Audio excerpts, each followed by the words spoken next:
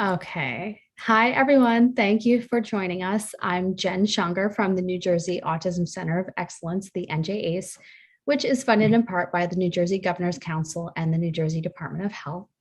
I'm so happy to be here tonight with Dr. Marcia Eckerd once again. And we're also joined by author Rob Bernstein. I'm going to do their intros and then I'll go over our housekeeping notes briefly before I hand it over to them. So Dr. Eckerd is back. She is a licensed psychologist in practice for over 30 years. She serves on the Connecticut ASD Advisory Council and the clinical advisory group of the Asperger's Autism Network and is on the board of directors of Neuroclastic. She's the past director of clinical programs for the New Learning Therapy Center, helped found the Pediatric Development and Therapy Center, and is on the community medical staff at Norwalk Hospital. Her current blog is Psychology Today, Everyday Neurodiversity. And her most recent blog, which she also has a webinar with us if you missed it, it was on autistic children, schools, and PTSD. And the blog post is available. We'll repost it again in case anyone is interested. Then we have Mr. Rob Bernstein, who has a child and brother on the autism spectrum.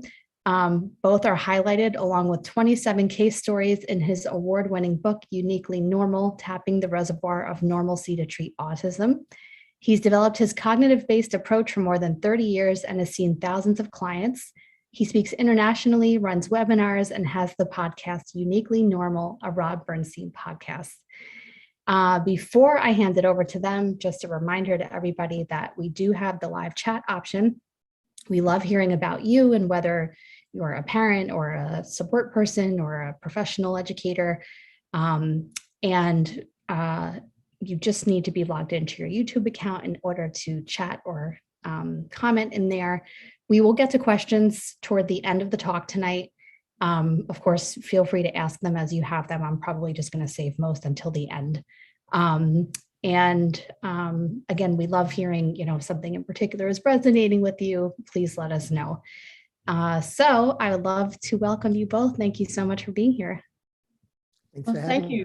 Thank you for having us. And it's great to be back. Hi, everybody. And Rob and I have been working on this talk. I'm very excited to share it with you. This is not a talk about special ed law. This is a talk about really helping our kids and what kind of circumstances we need if advocacy is going to work. Rob, you want to add? No, you're great. That's good. Okay. So why are we doing this in the first place? Well, it's a rule that's a federal rule that students are supposed to participate in their planning for life after high school. And the fact is that 3/4 of autistic students don't. That's compared to only 1/4 of kids who have learning issues. And 50% of kids who have intellectual disabilities. So since we know that our kids have the intelligence, the question is why? What is going on that our kids are not participating, are not having a voice in what's going to happen to them? And our job is to help them self-advocate. And so why is it important? Well, why do we need to help them? Because it tells us a lot about their self-esteem, okay? It tells us how they're feeling about themselves and whether they believe in themselves and whether they believe in their own judgment. Because if they really believed in themselves and their judgment, they'd probably be taking a seat at the table. And so, and all of that comes down to something that I called agency, which is knowing that, you're the one in the driver's seat of your life. It's going to go where you want it to go, as long as you're in the driver's seat. If you're sitting somewhere in the rear, that's not going to happen. So, and that then tells us about how likely these kids are to be proactive, how likely they are to actually pursue their goals. So all of this adds together to be something incredibly important. So we need to emphasize two things. One is, what do we have to do to help kids become self-advocates? What do we have to, that's the first part we're going to be looking at. What do kids have to do? But the second part is what we're talking about is a paradigm shift. And the paradigm shift is one in which they're actually listened to and in which they get some results from their ideas, because you can self-advocate all day long, but if nobody listens to you, or they listen and they don't pay attention and there's no results, why would you keep doing it? So Marcia just hit on a perfect thing for this talk, being listened to. So here are some kids learn. You can see a couple of kids are learning to disappear. Now, let's take a pretend scenario that these kids say something and they're not listened to. What could happen? They could act out. Now the acting out is what's gaining the attention. And now they're behaving poorly. And instead of what's underlying it, and that is, what do you have to say to yourself? Now, if you're the teacher in this class, who are you going to call on? The kid, of course, raising her hand. At some point, maybe the kids who are not participating, they may be thinking, they may have good ideas. For some reason, they're not expressing themselves. Giving them a chance somehow. And when we take a look at early development and early self-awareness and self-advocacy, take a look at these kids. I know this is going to look familiar to a lot of people, that there's an awareness that, and there's a world outside of the kid. Now, this is what I mean by that. An infant, newborn, the kid's on automatic, and autism. And the kid is not aware of himself when a newborn. At a certain point in his life, the kid does have an awareness of himself. That's the same point that he's aware of others. And that's from Piaget, and we could talk about that. So now the key is to have the kid aware of other people. And I'm going to give you one little exercise. You could think of 100 on your own. What I use to have a kid aware of me. So here I am in the next slide, offering a kid a popcorn. And it's, this is fun. This should be fun. So if the kid's on automatic and I put a popcorn between him and me, he just takes it. It doesn't matter what I say. It's all him. He just takes it. At a certain point, when I say, no, this is mine, and I eat it, at a certain point, you may have to do this 30 times. At a certain point, the kid's going to start bringing his hands up and then putting them down, realizing, hey, that popcorn is you. You exist. You are a person outside of me, and you exist. I've done this so many times. It's a lot of fun, but you have the start of a kid understanding somebody outside himself as somebody who has feelings and somebody is different from him. So that's one little exercise that we can do. Yeah, I mean, we're going to keep coming back to the same basic ideas over and over, because obviously when we self-advocate, an issue in being an effective advocate is being able to be heard. And you have to be aware of who you're talking to in order to have that kind of listening take place. But one of the issues when going back for a second to being aware of ourselves is something called alexithymia. And I imagine most of you may know this, but alexithymia means you're either not aware that you're having feelings, or you're not able to differentiate your feelings, or you're not able to describe your feelings. So that I've worked with women who will tell me that they know when they feel bad, but bad is just sort of a blanket negative. And it could mean sad, it could mean angry, it could mean disappointed, it could mean embarrassed. It's just bad. There's bad and there's good. And usually there's not as much good as bad, but they can't really go beyond there. And for some people, they can kind of distinguish body sensations. But I've actually worked with one kid who didn't really experience feelings or body sensations. And we had to go cognitively, which is he really wanted to do well in this class. He really worked his, off to get into this college. And this was his thing.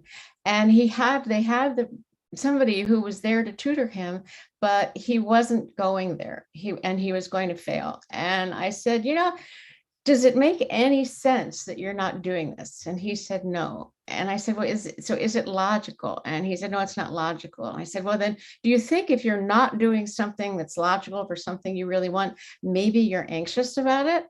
And so as he thought about it, he said, well, yeah. And so we then worked backwards, that when he did something that didn't make any sense, maybe he was anxious. And then we could start talking about what that felt like. But obviously, if you're not aware of how you're feeling, that's something we need to work on. We need to start with that. How can you know how you're feeling? And there's another boy I worked with where, and many of you probably are aware of this, of zones of regulation, where, when you're feeling fine, it's green. And when you're starting to get upset, it's yellow. And then when you're really upset, it's red. And they would just talk using this with this boy, and they'd say, hey, Jonathan, you look like you're getting yellow. What's up? And that kind of cued him to learn about his body experience, or to learn about identifying how to know when he was getting aroused. So if we're going to talk about advocacy, we have to be aware of ourselves. And it's not advocacy. Alexithymia is not part of being autistic, it's separate, but about 40% of people who are on the spectrum are alexithymic. So these are just some ideas, and like Rob, I'm going to just throw some things out, and they're not going to be everything, but we can teach kids to be aware of feelings in their body. I mean, a lot of us, when we get anxious, I just had my internet failure, so I just went through a lot of anxiety, like, oh, how can I do this? And I felt it in my chest. And if I want to be aware of what things feel like in my chest, I can do things like take a deep breath and hold it. And then I'm aware of what it feels like to have tightness in my chest, or I might say, clench your teeth. And with kids, you can make it like kind of exaggerate it, make it funny. But, the feelings of different parts of our body, squeezing your tummy, so that they become aware of, oh, this is what this feels like. When I feel this, maybe something's going on. And when they get older, we can help them kind of reflect, about times when they were aware of feeling something. And so they can begin to connect, what are the triggers for me, or what are the times when I feel particular ways. So here we have a few things: waiting, sharing, listening, being heard. I want to talk about sharing. I just remembered the last time I talked with Temple Grandin, she chose 3 things that were really important: waiting, sharing, and I forgot the third, but sharing is important. And I want to tell you about a podcast interview I had with Marian Anderson, who's in charge of a preschool program in Hartsdale, New York. The ideal program. It was a model program. Now she was an essential institution. So she had 1 week off cleaning up during the March of 2020, and she went right back to work. Nobody got COVID. She was a model. It was amazing. At the end, I asked her, how about sharing? And she looked at me like, wait, okay, I'm not perfect, but think about it. Just think about it for a minute. These kids, 3, 4, 5 years old, learned not to share. Sharing is fundamental to development. And these kids, for a couple of years, learned not to share. Now, you may think COVID is over, I'm back to normal, but it's not back to normal for these kids. And I have some ideas how to teach sharing. Just because you can't just tell a kid, yes, just share your crayons. Right. It may work for 80% of the kids, but there are going to be some kids that are going to say, wait a second, for 2 years, which is a long time for a 3-year-old and a 4-year-old and a 5-year-old. For 2 years, I learned not to. So we really have to take a look at these kids coming back from COVID, the anxiety, the depression, and they're not the same. So I said hello to a kid across the street, started crying. And the mother looked up and said, oh, she's a COVID baby. I never heard that expression before. I said, what do you mean? She says, she was born February 2020. So she only knew family. And she just started crying. Now, if you think this kid is going to be fine, normal, typical next week, come on. They're doing studies now to see the effect of COVID on these kids. So we have to, when they come into our presence, our preschools, our schools, our camps. We have to be aware of some of these kids at least, what they've been through. So I just wanted to throw out the sharing, and we'll go on to the next slide. Yeah, Go ahead, Marcia.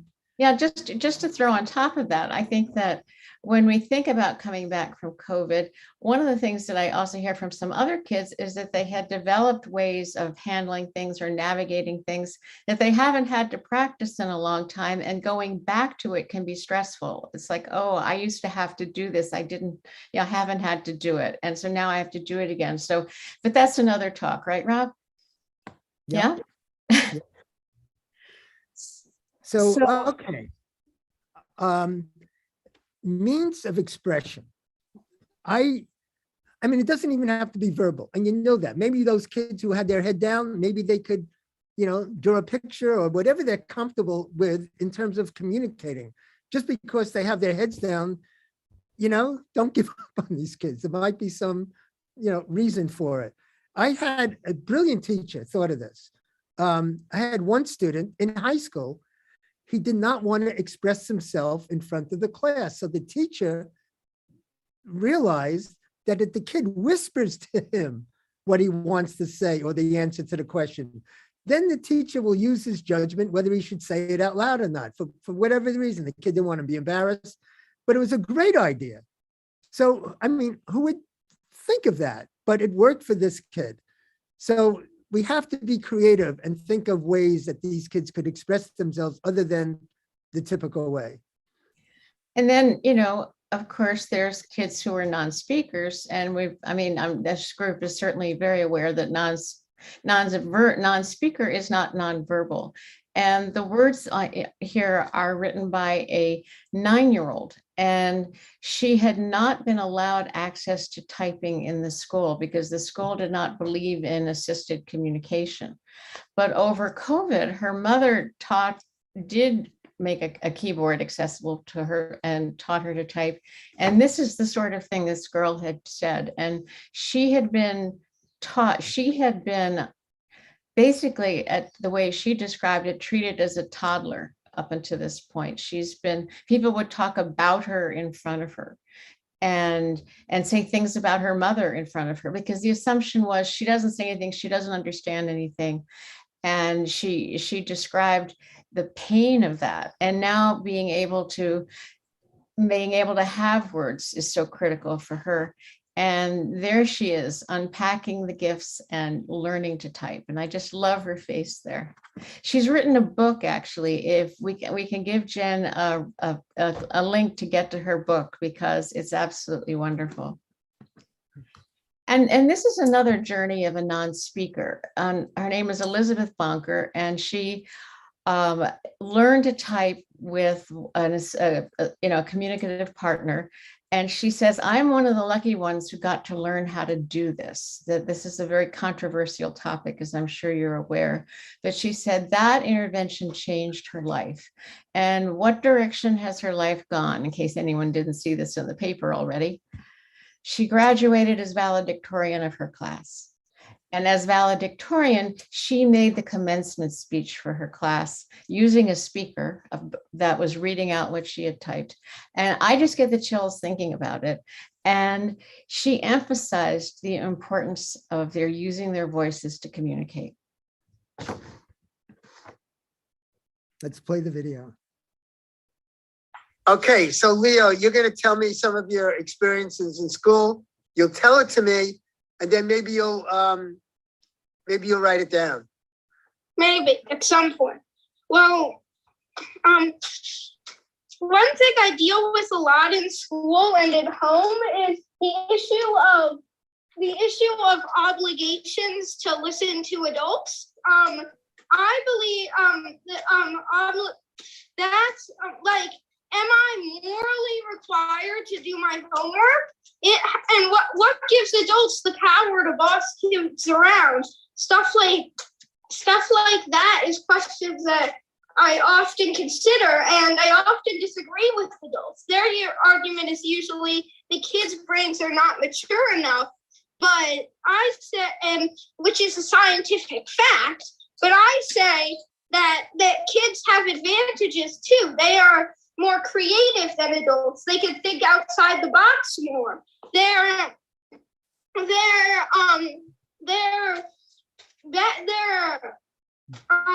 just as good as adults and should be treated as such, equal, not more, not less, equal.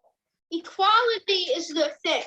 A ton of times when there's all these big rights movements, it ends up swinging the other way. It ends up when you try to include a group, you might start to exclude another group. And I think that's just as bad. What you need is equality. No one's included, no one's excluded. Equality. I like that. So Larry is on, he's really on a mission. You know, he's really on a mission. He wants to, and I have, it doesn't matter if you can see this or not, I have a list of reforms. He wants to reform school like we all do, at least what I do. And no homework is on number one. And number two is classes based off of skill.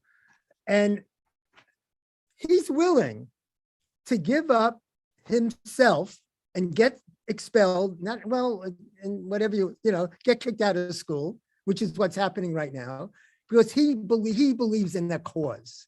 Right, it's like John Brown, the abolitionist. He believes in. I mean, we talk about this. He believes in the cause, but you know what he tells me? I asked him, "How about the results? Are you going to get results? Is the school going to change because you refuse to, you know, listen and, you know, because you know what the teacher says? You have two options: either you do what everybody else is doing, or we call your father." And I actually told him a couple of days ago, no, he has to be more mature than the adults. I said, you know what? There is actually a third option, which the school and him agree on, but the school's not, it's a story, but he is really on a mission. So when he says that, that it should be, classes should be based on skill, here's a 12-year-old who did college chemistry 3 years ago. So like there are educators that would agree with that. Like, why should this kid be bored with what he's learning in his science class when he could do, you know, basically college chemistry? And that's what I'm doing that with him now. So, so the point is, and this is the important point, number one is listening to him. And we have to go a step further. We want to get results because what he's doing is just sacrificing himself with no results. So I said, how about if you go online and try to get other kids who believe in no homework? And I compare it to this, because now he's talking to the right person. Because I told him I helped stop the Vietnam War by marching to Washington, me and 100,000 other people. Right? I helped stop the I can say that. And he says to me, because he's not a he's, you know, whether you might think he's a wise guy, but he says, yeah, but did you stop the Vietnam War? You. And I said, that's a good question. If you asked each of the 100,000 people who marched, we'll all say the same thing. Me? It's really, I guess not. But if you take the 100,000 together, it made a difference. And I compare it to a snowflake. He liked this. One snowflake, what difference does that make? But you have 6 feet of snow. All right, right? So if we could gather maybe 100,000 kids like you to say no homework, then you may have something. Then you may have a result. Then you may have a cause. This cause is the same as the neurodiversity cause or the civil rights cause, you know, or Gandhi. I mean, I'm comparing him to Martin Luther King kind of thing. I mean, here's the point. The point is that he's being listened to. And then he said, yeah, but how are we gonna, I said, oh, I'm with you. I'll do this with you. Right now, he feels it's him against the world. And there are a lot of kids who feel this way, especially really bright kids who just don't fit into our system. And if he feels listened to, and listened to is one of the themes here, if he feels listened to, That's half the battle. And that's what we're doing. As you see in this conversation, I'm taking him very, very seriously, everything he said. And we're trying to get the results of reform that he wants. Yeah, we put in there Ross Greene's Lives in the Balance, because that's something that works with kids of all ages. It actually works with adults, which is that people need to feel listened to, and that you've taken the time and trouble to understand their perspective, and then you introduce other ideas. And so Leo might be very interested, or Larry might be very interested in understanding how he can actually make this work. You know, his goal isn't to just get sent home to his dad for no reason. He has a mission, and what Rob is helping him do is understand how can he accomplish his mission? How can he create that 6 feet of snow that he needs? So let's take a look at this. Help them think about their goals and how they may choose to express it. Okay, that's nice. But let me tell you what happened yesterday. This is just yesterday with this kid. And I don't know if you've experienced kids like this. I have, where a kid sets up a fort. It could be a basement. It could be a room. No one's allowed in. Leave me alone. I'll come up for food, but just leave me alone. Don't touch me. Don't, and I'm allowed into his room through the computer. It's really, so I talked to his older brother yesterday, and I said to the father, this might be an option for him to go out with the older brother. Now I'm doing something that should be more common. I get the siblings involved. Sometimes the siblings could do much more than what I can do for the kid. And they all love them, and they all, I've been doing this 35 years, 40 years. Every single sibling has the same question. I love my brother. I love my sister. What can I do? And that's, I want to have the answer to that. So I asked the father, maybe could we go out with his brother? And he said, he's not going to leave his room. He's not going. So I said, all right, let's see what happens. So this was yesterday. I'm talking. I said, how about going out to a restaurant with you? No. I'm not going out. I'm not going. Okay. Now Marcia's going to talk about this too. And that is, all right, let him think about it. Let him process that idea of going out with his brother to a restaurant. And it took a while, and he came up with the idea. He said, maybe if we go to a drive-through. Hey, I mean, wow. I was just really shocked. And then I said, well, all right, okay, this is the difference between me and Marcia, if I could speak to her, cognitive developmental approach and a behavioral approach. He said something amazing. No reward, no clapping, no good job. I go to the next step. Let's see how far we can go. So I said, wow, okay, a drive-through, okay. How about, what else? Where else could you go? He says, Dairy Queen. I go, all right, oh, good. All right, I'll tell your brother that. And then I don't say anything. Then he says, and miniature golf. Now that's pretty good, because there are other people there with miniature golf. I go, oh. And then I said, how about a movie? Because a movie has other people, right? And then he said, yeah, I want to see the Thor movie and Doctor Strange and Jurassic. I don't know if this is, I don't know, Jurassic Park, World Domination. So he gave 3 movies he'd like to go see with. So I had 5 minutes left to the session. I bring his brother in. I said, you have an opportunity to take your brother out. And then I said something, because I've been doing this a long time. I said, look, he really wants to see that Thor movie, and the brother says he wants to see it too. I said, you know what? This is new to him, going out. You may ask him and he may say no, right? We can't expect, changes so dramatically. I said, this is what you do. Ask him if he wants to go to the Thor movie.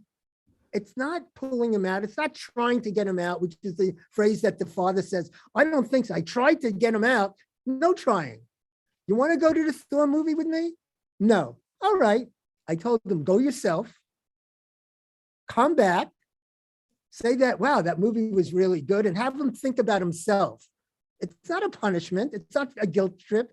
Have him think about himself and see if he comes around to the idea of, oh, maybe I can go. And then I tell the brother, give him another chance. He might need another chance. He may need 3 chances. Tell him, oh, we could go tomorrow to the Thor movie. It's therapy. It's therapeutic.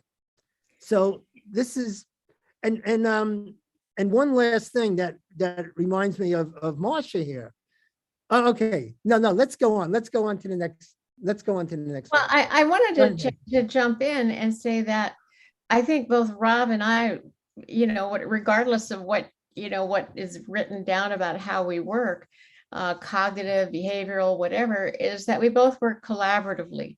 And I think when we're talking about self-advocacy, the whole issue in this kid in the fort that we're talking about is, you could say he's self-advocating that he's going to stay in that fort until he's 30. But the other thing is that what Rob did and what he had the brother working with him on was coming up with his own goals. And so inviting him to think, listening to him, inviting him to think. And then the kid comes up with Dairy Queen. Then the kid comes up with miniature golf. And that's when you can show him that he's self-advocating, he's getting something for what he wants. And so really, when you're working collaboratively, when you're listening and you're kind of planting ideas, then you can have the kid come up with goals himself. And that's when the kid becomes an advocate for the very growth that we want to see. But there's no way that you can force that growth on him. There's no way you can say, you have to do this, that he's going to say yes to. Boy, I'm so glad I didn't say that. You said it a lot better than I could.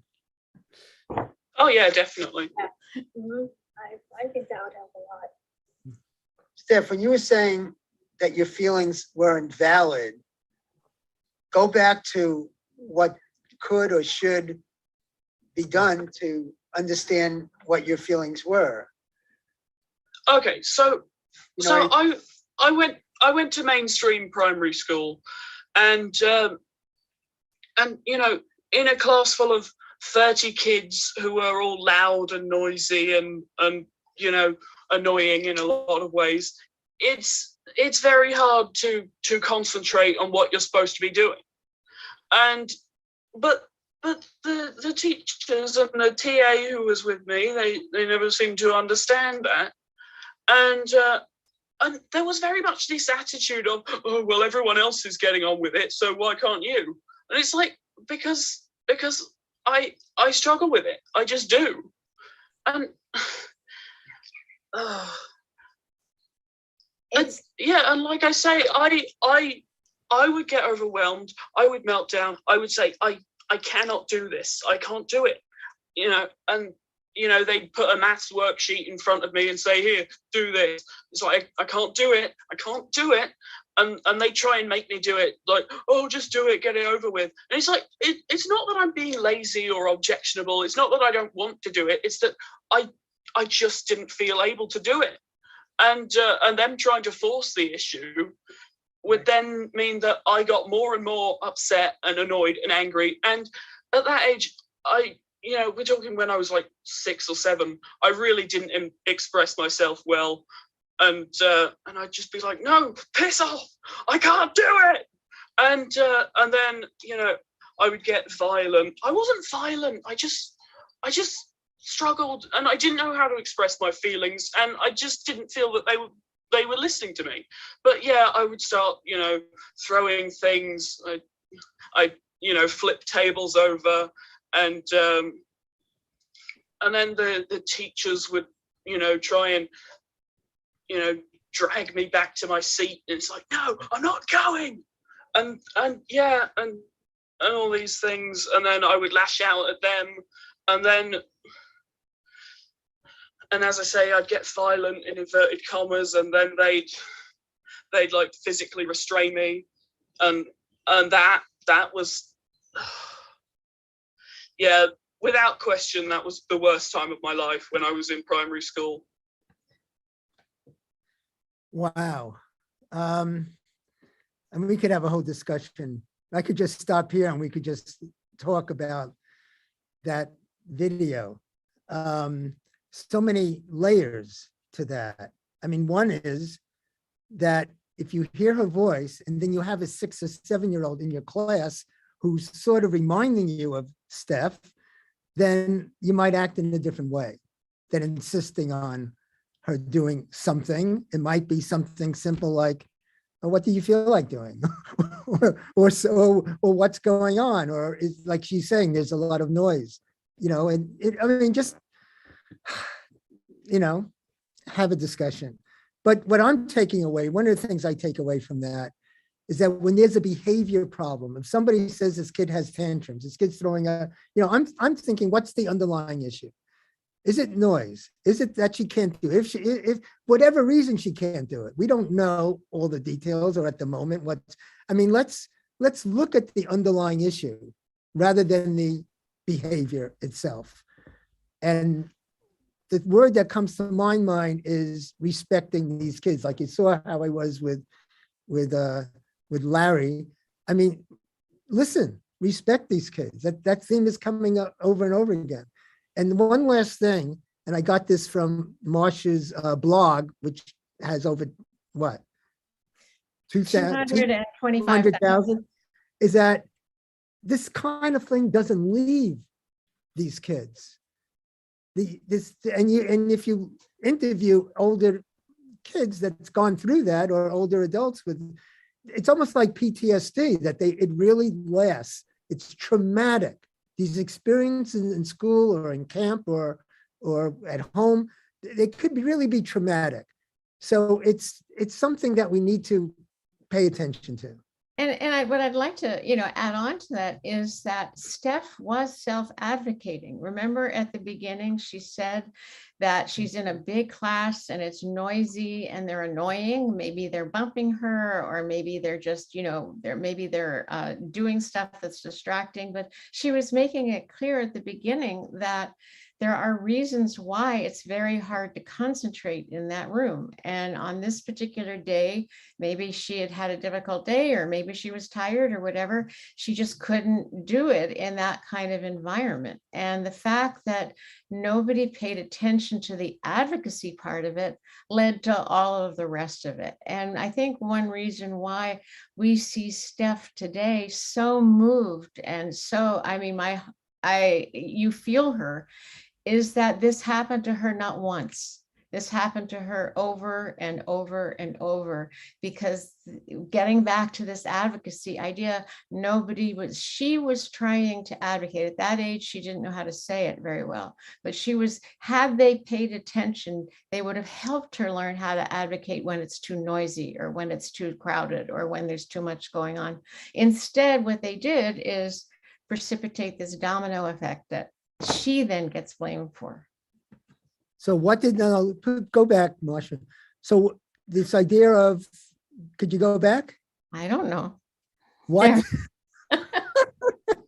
Now you know what I'm up against. No, I'm just kidding. What did they think she wanted? Probably getting out of the assignment, being manipulative, right? And I go back and I go back to Simone Biles. Remember how she didn't compete because of her mental health? She brought that to the surface. So if you get the sense, instead of blaming the kid or having the mindset that something's wrong with the kid, like a deficit model of education, and if you're there, if you're listening, if you're trying to do the things that we're talking about, you may think of Simone Biles. Forget about the curriculum. Forget about the Olympics, right? Mental health comes first. And I think what's critical is that, there is that attitude toward autism, which we're all, whether we call it ableism or whatever we call it, which is, if you ask what the problem is with Steph, they'd say, well, what do you expect? She's autistic. Okay.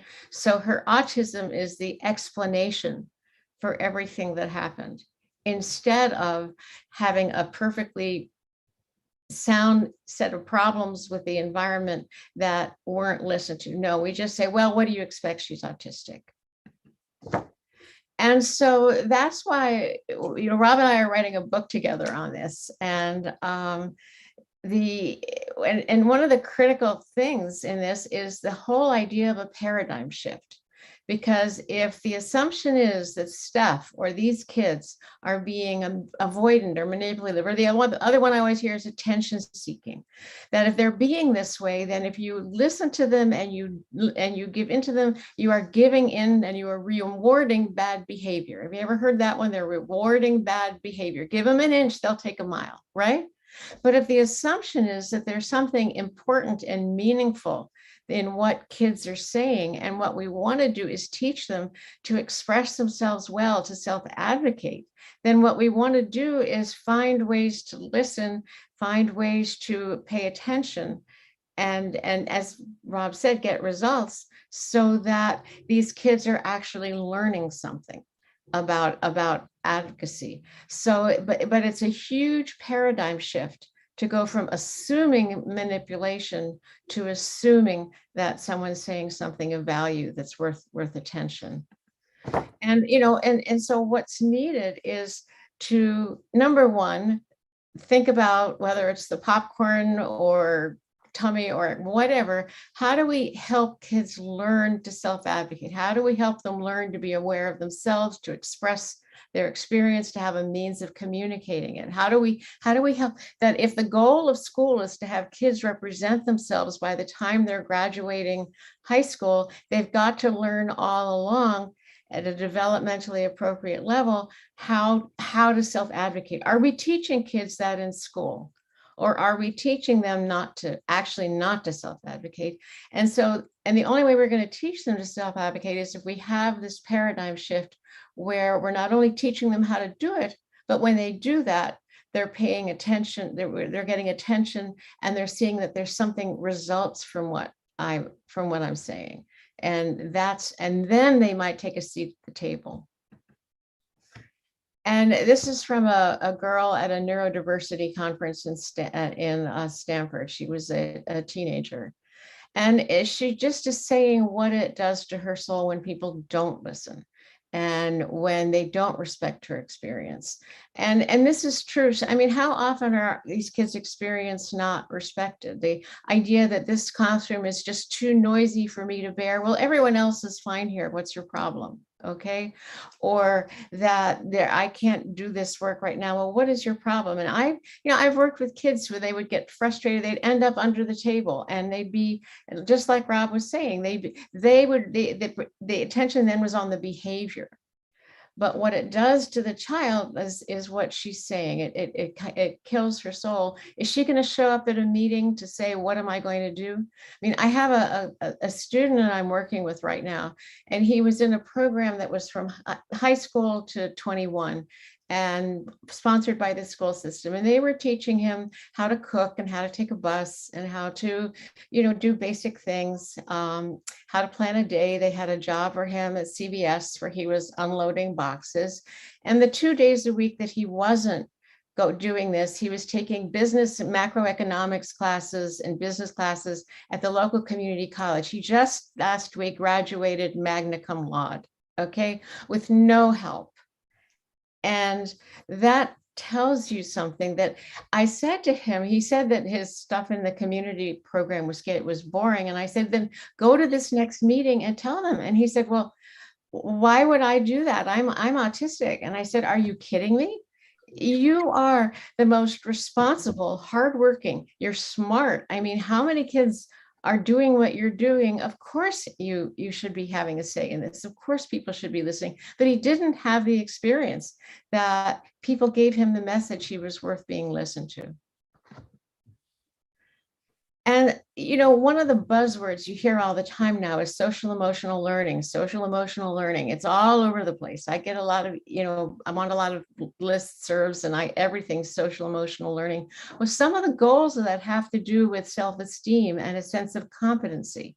Okay, and a sense of competency in relationships and of acceptance. And how are our kids going to make these SEL goals if we don't pay attention to it thinking in terms of the neurodiverse kids and the neurodiverse experience. Are these SNL goals only for so-called neurotypical kids, as if all neurotypical kids were alike? I mean, are the kids with LD accepted? Are the kids with ADHD, do they feel all totally accepted? So we have to think in terms of, do these SEL goals of acceptance and inclusion and competency, do they apply to everybody? And if they do, then we have to have everybody have that experience.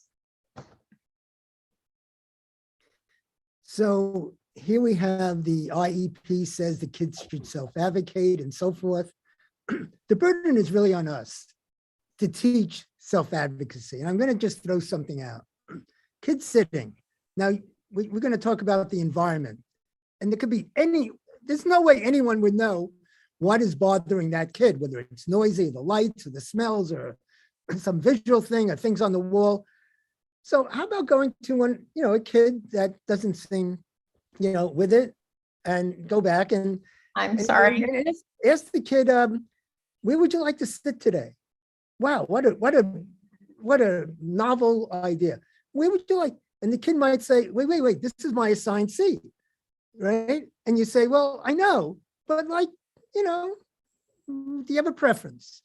Up front, there's a reason to be up front. On the back, where there's less noise. Where would you like to sit today? You know why teachers don't do that? Because they'll tell you, if I did that to every kid, there's going to be chaos. But if this kid winds up with a meltdown, then you are treating this kid differently anyway. You're still treating the kid differently with a meltdown. So you might as well treat this kid differently right then and there, because that's what these kids need. And maybe other kids will need something else. That's what the whole idea of individualized attention, attention is for. So I'll share you this personal thing that Marcia doesn't know, but I'm going to share with you. Don't tell Marcia, because sometimes it's none of her, I have a couple of kids. You see a gift that's perfect for one kid. What's my tendency? To get something for the other kid. That's great if I can, but if there's not a perfect gift for the other kid, I'll just get it for one kid. So that other kid needs to realize, hey, that's good for the, and maybe a couple of weeks later, it'll be in the reverse. But the idea is that we're all different and kids should appreciate each other's difference. And I shouldn't feel that I should get a gift just so the kid has a gift. And what happens? These kids aren't stupid. He's going to get, the first kid's going to love the gift. The other kid is going to, oh, what? You got me this so I don't feel bad? I feel worse because how about a gift that I love too? Right? That's happening. We don't know it, but that has to be what's happening to some degree. So, yeah, think out of the box, the idea of, where would you like to sit today? Sorry about skipping. I thought the environment was next. So Jen, are there huge questions right now, or should we do the next couple slides? Nope, we can keep going. Okay, so I will take a moment of grandmotherly pride. I couldn't find any more pictures. That's my granddaughter. But one of the things that we wanted you to think about for a second, because we know the kinds of things that kids are expected to or encouraged to advocate for. You're supposed to advocate for having a teacher give you more clear directions. You're supposed to advocate. I love it when you're supposed to advocate if you miss something. Well, the very definition of missing something is you missed it. And how do you know that you missed it if you missed it? But leaving that one aside, they're supposed to advocate if they want a better seat. That's one thing that they can advocate for. But there are things that they don't really want people to advocate for. And in my talk before, I talked about kids who need to move, and people don't really want someone advocating for moving because they worry about it being distracting. But there are some other things that kids that I went into autistic Facebook groups, and pose the question, if you had something that, a story you want to share or something that happened to you when you were a kid in school, please share it, because my blog, if you guys want to look at it, or the book we're writing, is based on the voices of people who are or were autistic kids. And so these next things are all quotes from autistic adults telling us about what they experience as autistic kids. And so let's the talk first one is bullying. Yeah. Well, you could read this, or I can just go on talking about bullying, because I take this very personally, because my kid was bullied literally every day in middle school. And this kid that I wrote about in my book. And of course, at that time, boys will be boys. Decades, 30 years ago, I was talking about bullying, and I was equating it in some way to sexual abuse, just to wake people up that this is a real serious issue. And I'll just say two things about bullying. First of all, the bully needs help, and we should focus on that. And the second thing is what happened with one of my clients who was being bullied, and I worked on his sense of self. And then he came to me after a couple of weeks and said, I really feel strong. And I thought, oh man, now he's going to start a fight. And he said, no, I feel strong inside. And once he said that, he couldn't be touched. He was fine. So in the next slide, we have Teresa Scavo, who, I don't know if you could read that. It says, a kid saying, ha, you're weird. And now she's telling the teacher, right? He called me weird. And then the teacher says, then stop being so weird. And this is Teresa's personal story that actually happens. And this does happen without even knowing it. The teachers or the administration or the school, they don't even realize that they're doing harm to some of these kids.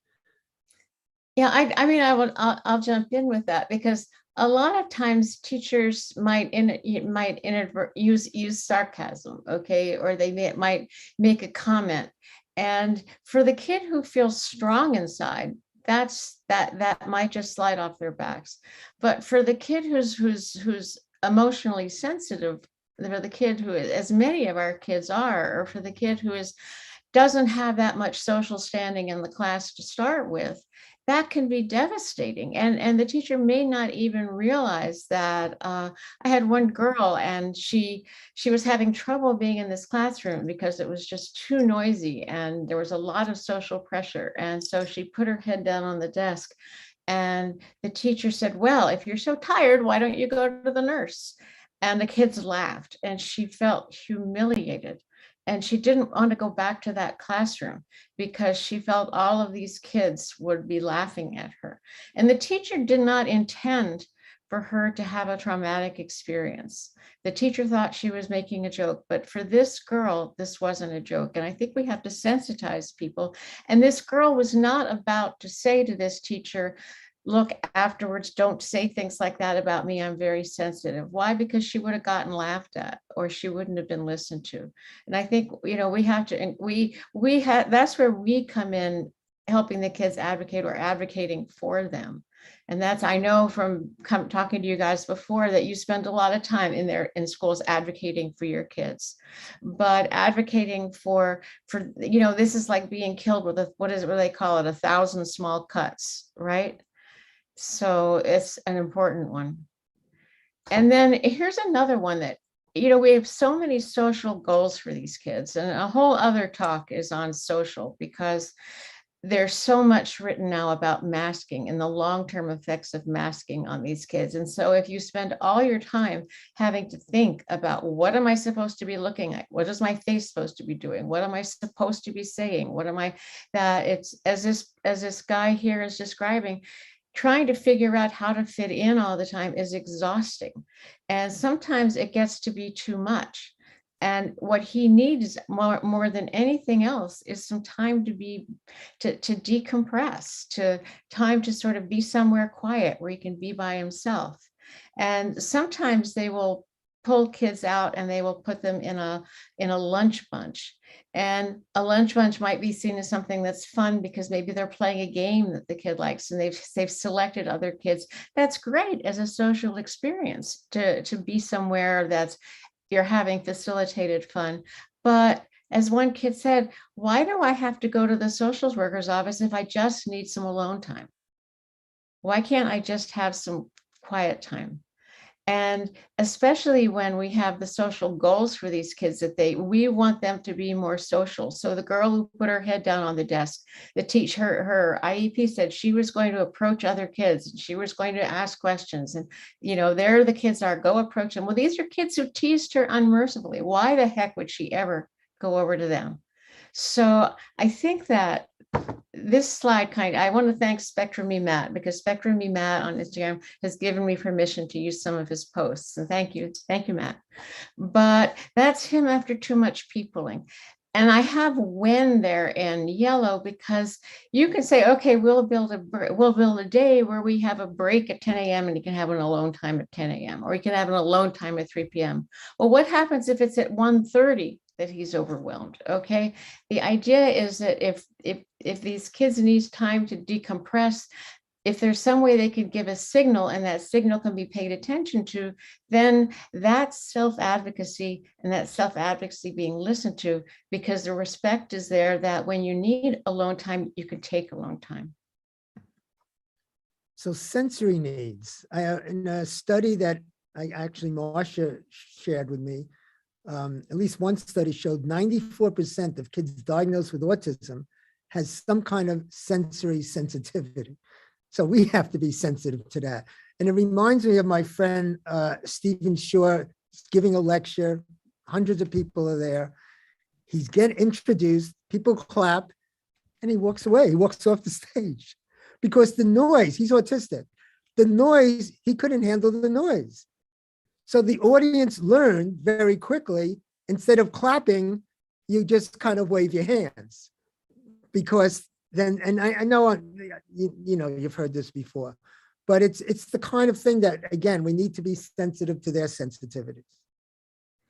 And again, a kid who advocates and says it's too loud, okay, or this smell is bothering me, they get told everybody else is fine with it. It's not that bad. You're making a big deal out of nothing. And the idea, I didn't put it in here because I know you guys all know this, but there's a pretty good video made by, I think, at the Autism Association that sort of shows what sensory overstimulation is like, what it's like when it's too loud, and I can give Jen the link if anybody needs that to take into a school to just show people what is it like when everything's too bright, too loud, too overwhelming, because you really do feel that way when you watch this thing. So the environment is really everything. We talked about the lights, the smells, the noise, and so forth.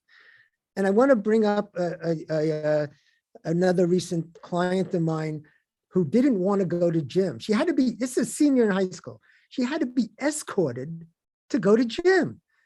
So this went on for a while, and I'm asking, people saying, why did you go to gym today? And then I asked her something that should be asked more often. I asked her why. And she said, I don't want to go to gym because we have to change. And then I don't like people looking at my butt. Okay, all right. That's it's sharing. It's in a way that's the way of self-advocating. So we had this conversation. Then I wound up in my therapeutic way that, everyone listening could do this. This isn't magic. I said, okay, what would you say to a kid who it was in a situation where people were looking at her butt and making fun of it and, saying all kinds of things? She would say, I would tell her that you shouldn't give a damn that what other people think of you. It's your body. Who cares? You shouldn't care what other, and she goes on, and then she stops herself and says, oh, I see what you're doing. It's really cute. Oh, I see what you're doing. And then I said, you got it. That's what you should be telling yourself, and she says, oh, are you okay? You going to gym tomorrow? No problem.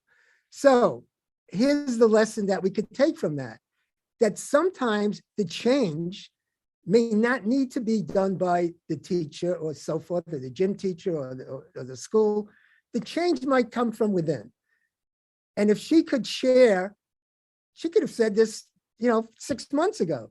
If she could share with somebody, the teacher, the counselor, the therapist, if she could share what the issue really is, then it might be something that she needs to change within herself. And that works too. I'll just throw just one more in. I mean, I'm sure all of you have a long list of things that kids might advocate for, but this is one thing a lot of people commented on, and that is having to participate in class. And in my last talk about what makes the kids anxious, I included a video about this. But the whole idea that what your grade is depends on your speaking in class doesn't take into account all of the issues that these kids might have. And so a kid, I have one young woman, and if I said this before, Jen, I apologize, but she's in graduate school in philosophy at a major Ivy League university. And when people talk, she takes it in and she makes it visual. I just talked to somebody today. I'm doing a lot of diagnosing women on the spectrum. And I talked to a woman today, and she's a physics professor, but when she hears language, she turns it into kind of a visual mind map that she does this thing with. And then she has to sort of turn it back into language. And then she can, so expecting her to speak right away is just a non-starter. And and I have a guy who's an IT guy, and they want him to be able to, they know how smart he is, but he's great at giving talks, and because he can explain everything, he's thought through everything. But if they ask him a question, it takes 2 minutes of him looking at the ceiling, because he can't look at them, for one thing, but he also has to process it and think about it. So being graded on having to talk when you're a slow processor, or when you're afraid that people are going to laugh at what you're going to say, or when there may be some other reason why you're not comfortable speaking up. That's something so many of people responded with, and that they in some schools, they will allow alternative modes of being graded. They'll let kids do projects or write a paper or do a poster or whatever. But I think this is something that is true from very young age all the way up, where we have to be aware of the demand. And one thing Rob and I were talking about, because this is a hard thing for kids to advocate about, is that the entire school environment is an overstimulating demand. Okay. And that's one reason why kids say, I don't want to go to school. Because the whole thing, from the moment you walk in the door, is an overstimulating demand. And so how do we help them find a way, if we don't have the option of homeschooling, or we don't have the option of the perfect other place, how do we help them make this tolerable and help them navigate it? And we have to help them to express what it is that would be helpful to them. But we have to help them figure that out. And we have to be sure someone listens to them. Anything else, Rob, before we sign off? That's it. I would love to take any questions, or is there another slide there? That Marcia? one. Just our contact information. And that's how to get a hold of us. We're actually both fairly nice people when it comes to answering questions. Speak for yourself. Just a joke. Thank you so much.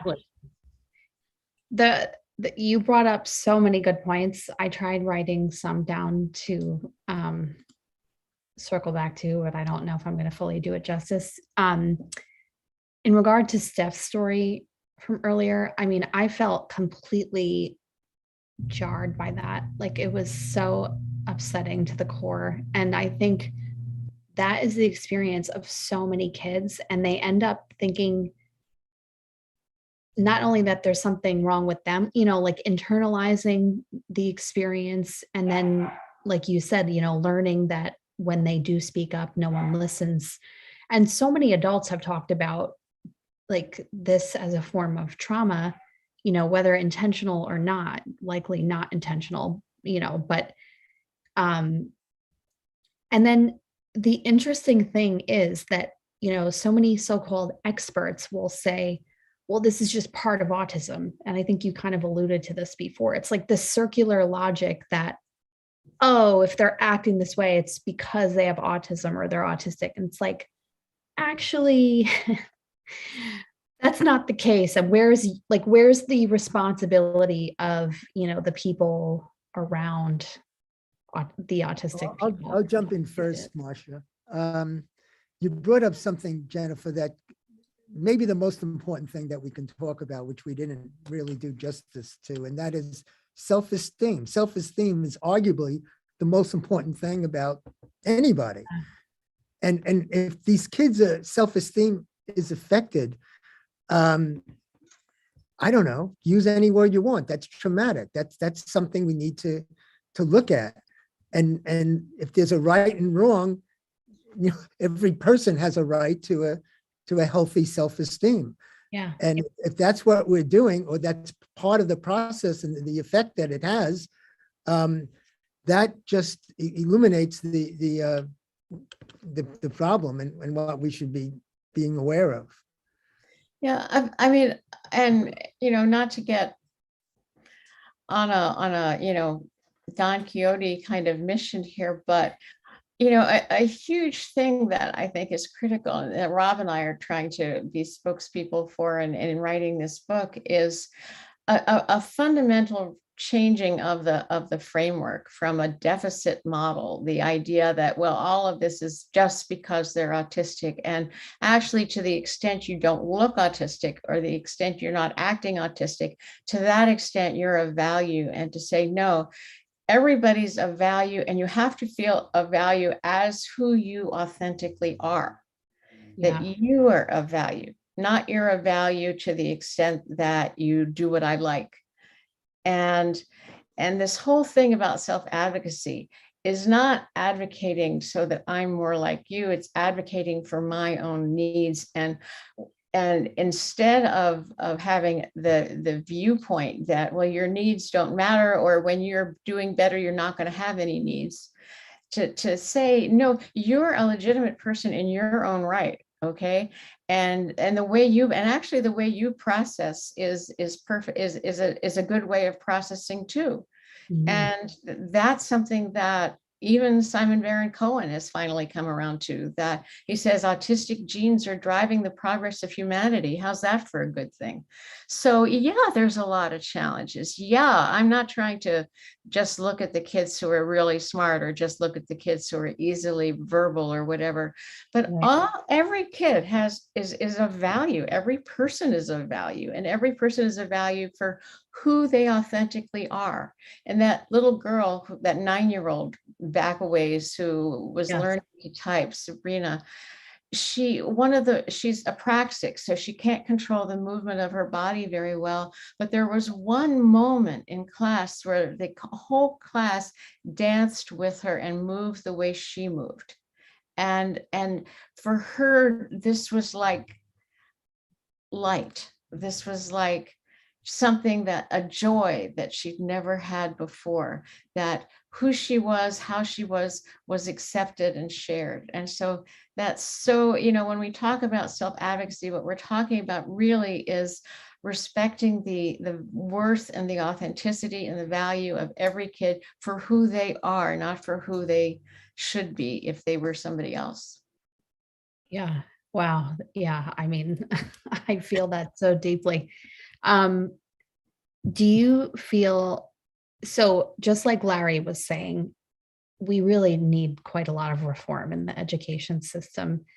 And even now, school cultures really they don't normalize difference. You're expected to act a certain way, you move your body a certain way, communicate a certain way, learn a certain way. And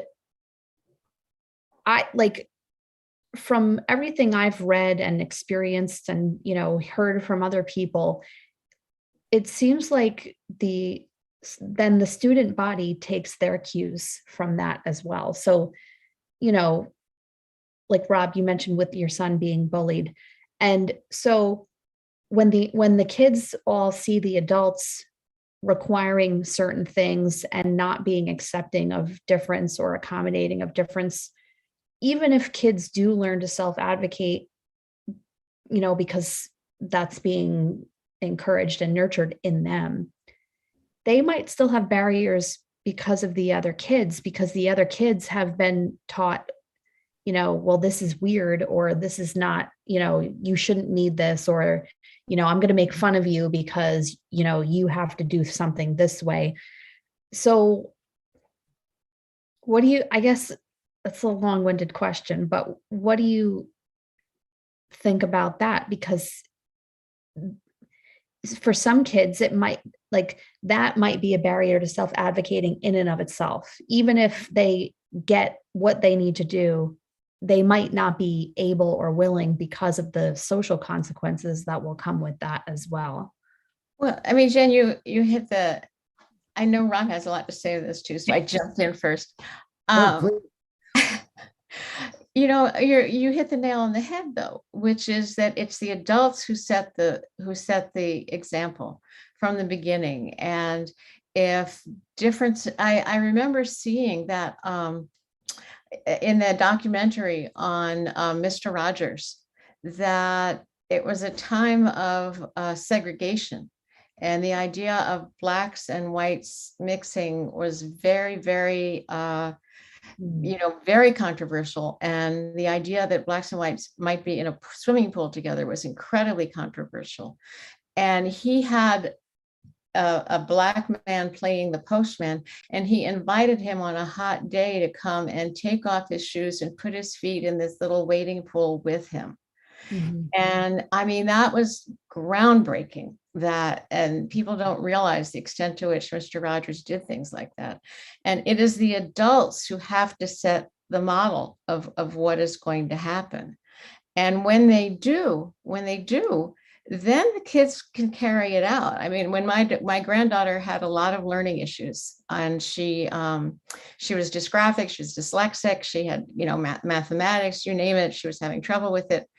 And but she was made to feel that her differences were okay. And some kids were teasing her about, getting pulled out for learning to read. And she marched them down with her to the counselor's office. And she said, look, you tell them that learning to read differently is just like having curly hair. Some people have curly hair, some people have straight hair, but it's all the same. And that's because she was backed up. Yeah. And so that's why we have to start with the top of the administration. We have to start with teacher training. We have to start, with the adults, and what are they modeling? What are they thinking? I mean, right now, what's being taught about autism in teacher training schools? I mean, I think we all ought to know that. I'm ashamed to say I don't.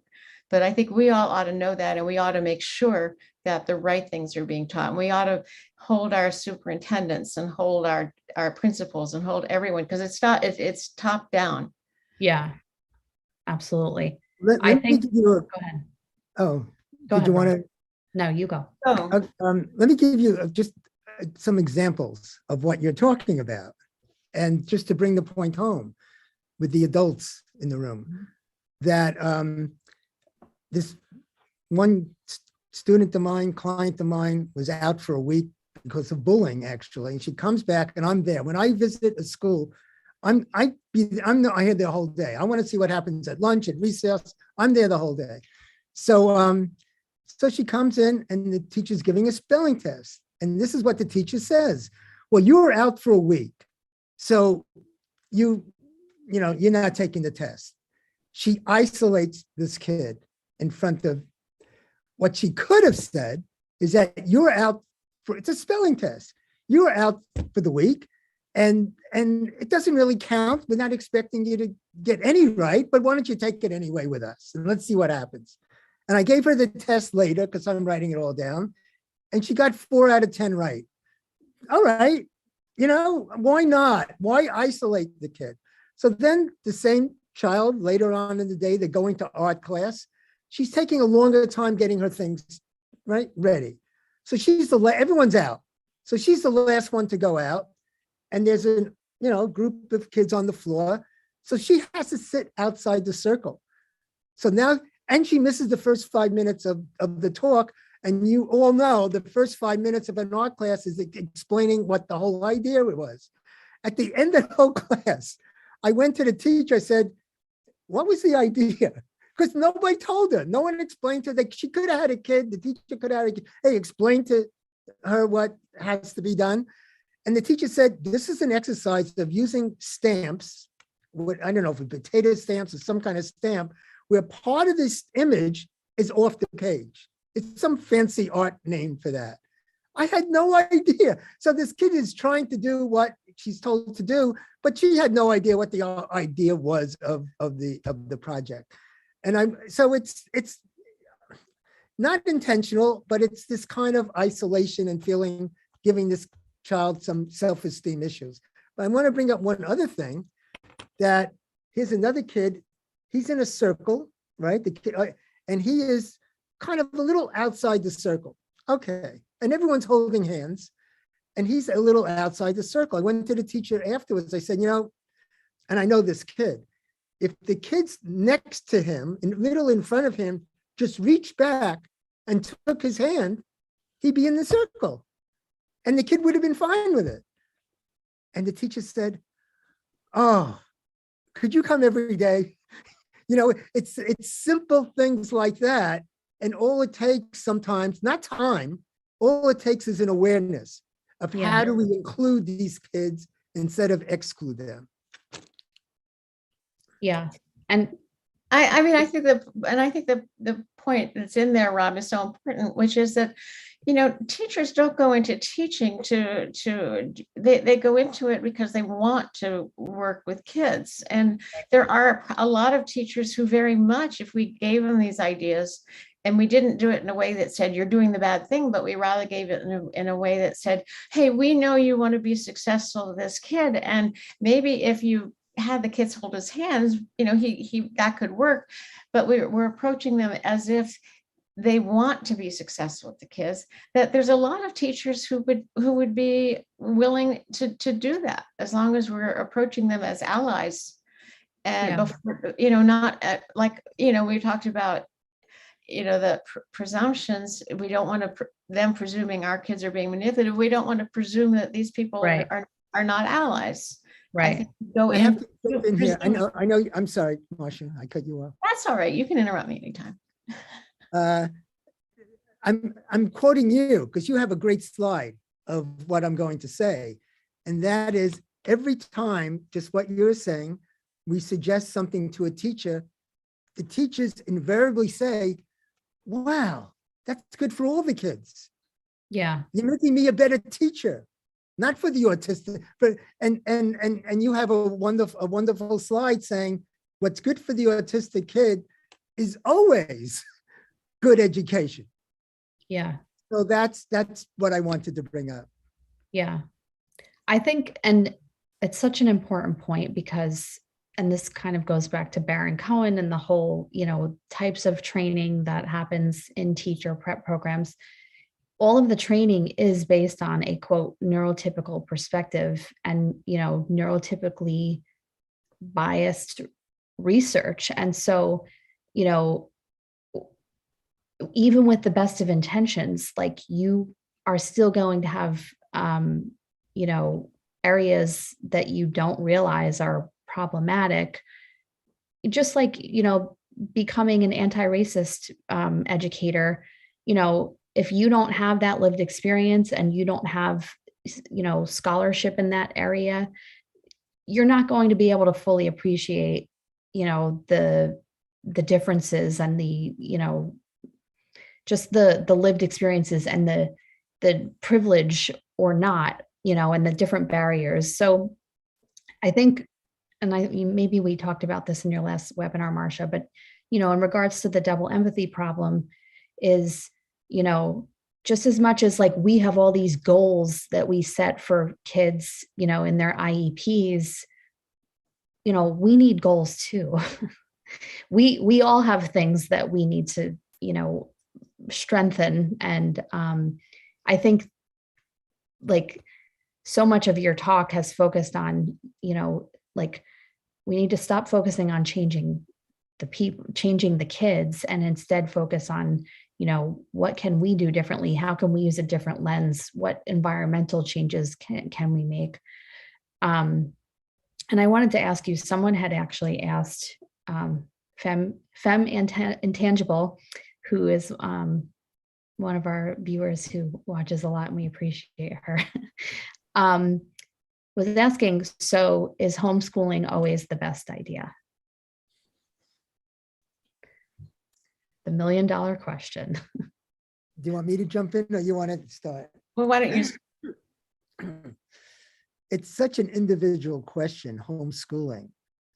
It's loaded because there's a responsibility of teaching your own child, and then you have to develop a social, right? A whole social curriculum. I've known, kids who's gone through homeschooling for years and years, and it was really terrific. But it has to be done. You have to have the time, or get the people involved who can help your child in different areas of learning. And by the way, and I'm sure you know this, you could homeschool the child and you're still entitled to services. You could still have the speech teacher come over to your house. You're entitled to these services. So you can go into the school for an after school program. So it's a complicated question, and it could work well depending on the system and the parents. Yeah, I mean, I second that. And I think it's really important to say that we have to be sensitive to the life situation of the parent. I mean, not every person is set up to be a gifted teacher. Right. Maybe a parent has to work. Maybe a parent has other demands that they have to deal with. And so I don't want parents to feel like I should be doing this. I have to do this. I owe it to my kid to do this, because it's not going to be practical or possible in every situation. And ideally, there'd be really good schools that are affirmative, and that, and everybody could afford a special ed lawyer who gets their kids into these fantasy schools that aren't available in a lot of places. Yeah. And so it's how and where to do an education is a really, really, thank you for asking the question, because it's something that we all need to think about. How do we, and there are so many questions. I mean, some people have a model of a school within a school, where kids have some time where they are having special kinds of class or treatment or whatever they need, and then other times when they're together, or their kids are completely mainstreamed, or kids are in special schools, or there's so many different models. And I think trying to think about what there is and what works well for individual kids it's a very complicated, difficult question. But I wouldn't want to put on all parents as this is what you should be doing, because I really believe should isn't a very helpful word. I think if it's possible, and it's possible to create this entire environment that Rob's talking about, then it can work really well.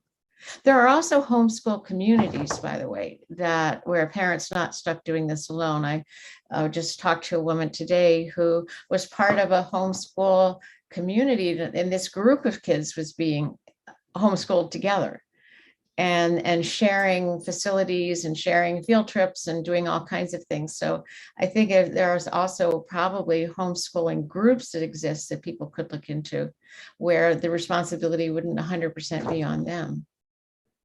Yeah. So final thoughts on what advice do you have for parents who might be preparing, going to an IEP meeting soon?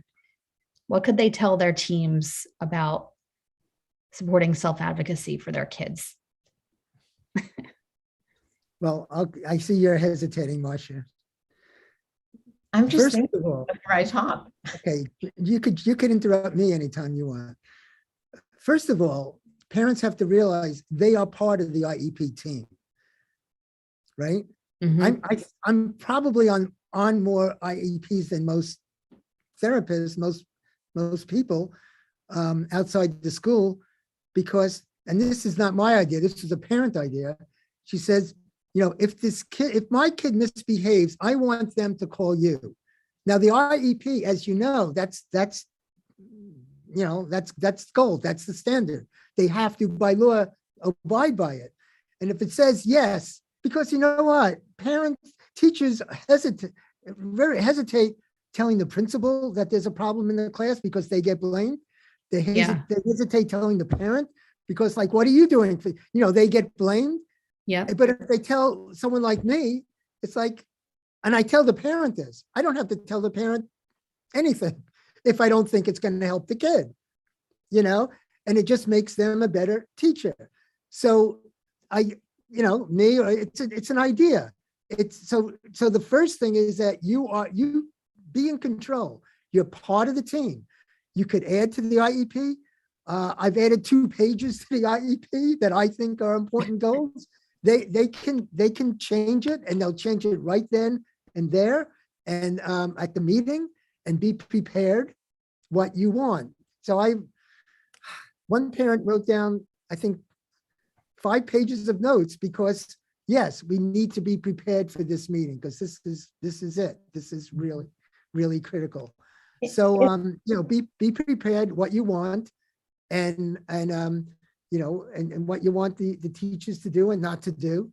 But I'm going to jump in here on you, Rob, because I think one of the things that you run into a lot, unless it's the therapist coming in and speaking, and you get, oh well, you're the doctor, you're the expert kind of stuff, is a lot of times teachers feel like I'm the professional. Okay, and you're sitting there telling me what to do, and I'm the professional. I find that your parent may have 5 pages of notes. In my experience, I don't expect anyone is going to read 5 pages of notes, to be honest.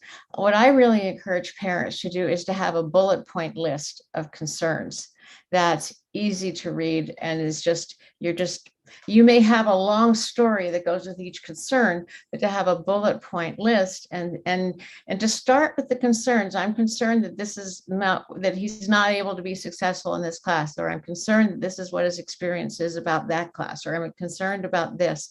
And to sort of share the concern in a way that invites them to join in the solution. This is where we're collaborative with them, the same way we want them to be collaborative with the kids. Mm-hmm. And so we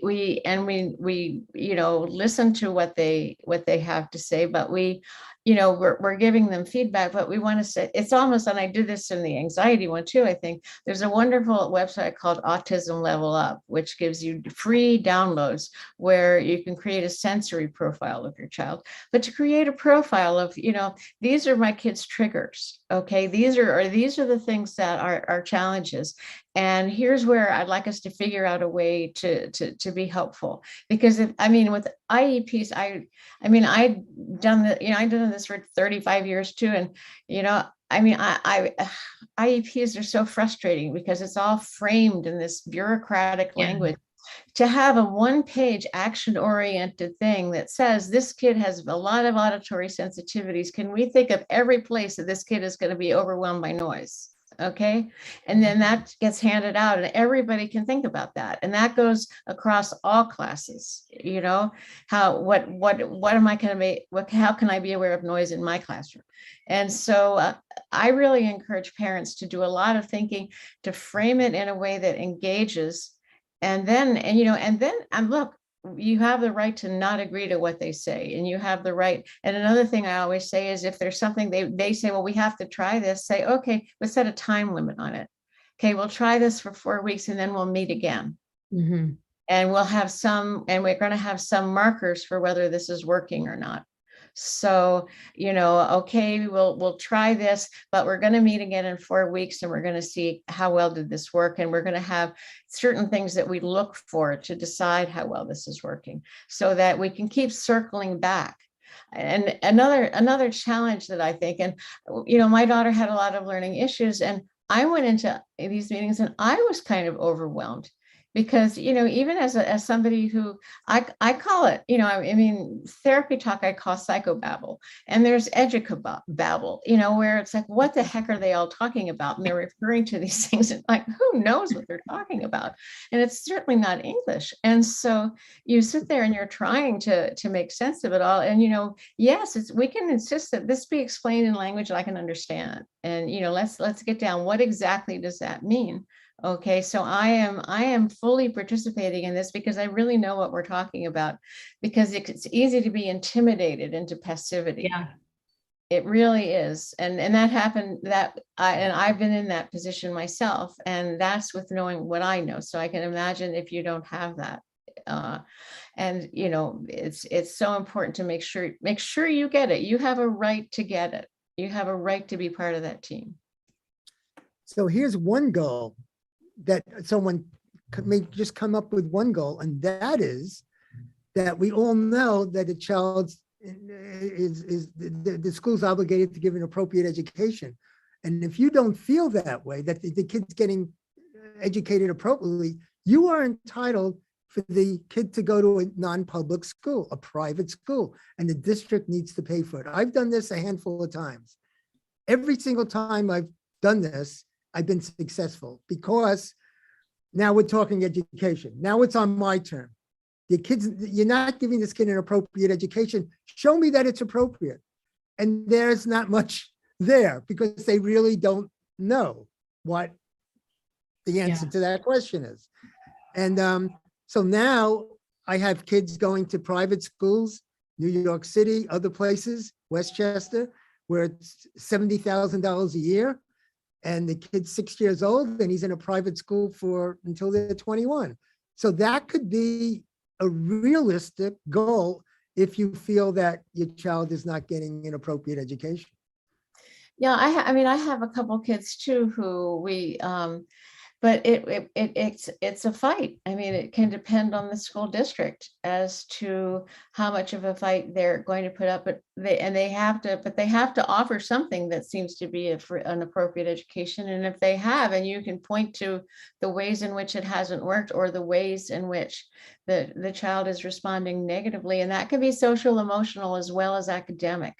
It's not just academic success that we're looking at here, then one can make that argument.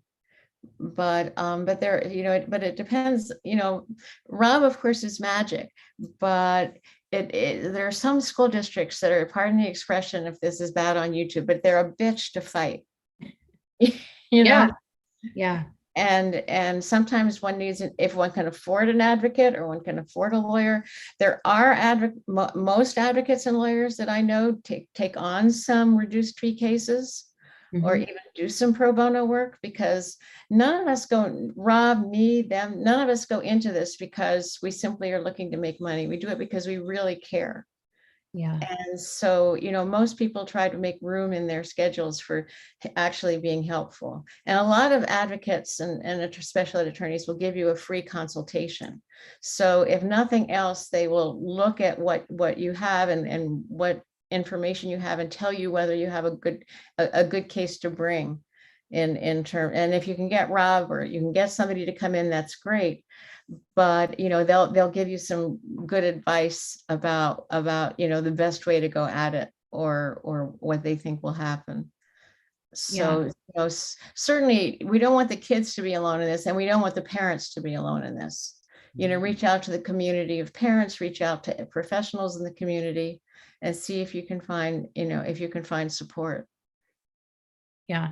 And I just want to tell people about, at least in New Jersey, I don't know if they're in other states or not, but in New Jersey, there's SPAN, which is the statewide parent advocacy network. And I know they are making a point of trying to help people actually attending IEP meetings if people need it. So, they could be a huge resource as well. And I'll put that in the chat now, so in case, so that people have it. I just want to say, Jen, before we, I don't know what you have in mind, but as far as I'm concerned, I can't speak for Marcia. If somebody has a question after this, a month later, they could feel free to contact me, and it doesn't have to be now. thank It you doesn't so have to be right after. It could be anytime. Well, that's why we have our emails up there, is because we are available. You know, I think that what we can do is the best we can to give advice, or to give, you know, ideas based on our experience. But if anybody is listening to this and you're from a state other than New Jersey, please send Jen what resources there are that do that kind of thing in your state.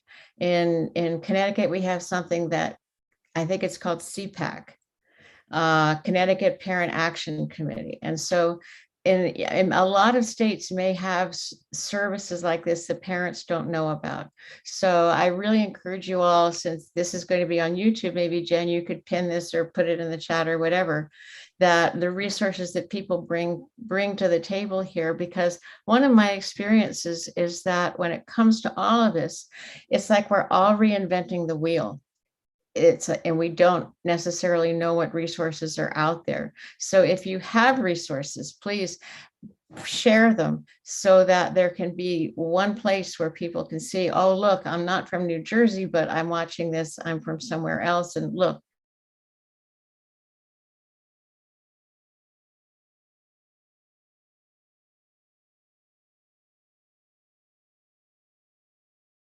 Okay, I was muted. Sorry.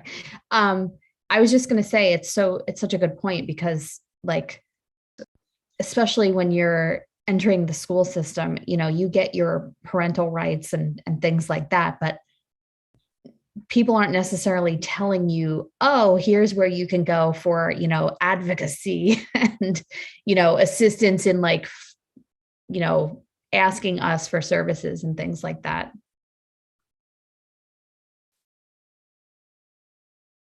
Okay, I signed off, I guess. Okay. So can you guys hear me? Okay. Marcia, Anyway, my point was that it's not always obvious where to find these resources. And, you know, so anything that we can do to pull together to make it easier is, you know, helpful for everyone. Okay, so with that, I just wanted to thank you both so much, because I know as a parent, when you hear more people than just yourself, you know, advocating for these things and for this sort of change, and for, you know, seeing our kids and validating their experiences, it's very empowering to the families. And I think too that everything you said is so helpful for educators as well, because a lot of these changes aren't difficult to make, you know, logistically. It's just requiring a bit of a paradigm shift, which I know can be difficult, but I just mean, you know, it doesn't necessarily have to cost a lot of money or, you know, be this like huge thing. It's just like, you know, trying to allow people to be heard and to validate their lived experience. So I appreciate you both so much. thank you for having me and us. You know, I know you know Marcia from previous talks, but thank you for inviting me. I appreciate it. Thank you so And much. thank you for having me as well. We really appreciated it. We really enjoyed it. You're a great